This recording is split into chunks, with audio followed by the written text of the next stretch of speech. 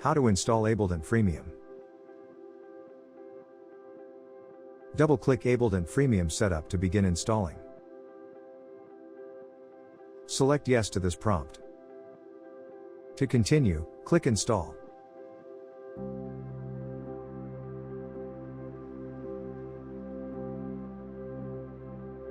Select Next. If Local SQL Express is already selected, press Next.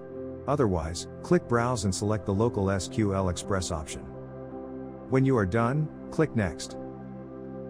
The Use Fictional Data checkbox should remain selected to allow you to evaluate the product with fake data initially populated.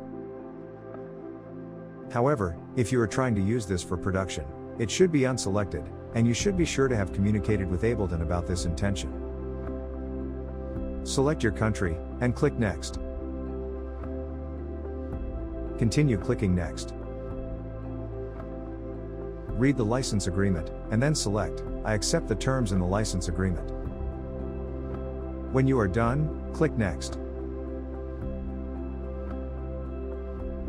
Wait for the installation process to continue. This may take a few minutes. When you reach this prompt, select Download and install this feature.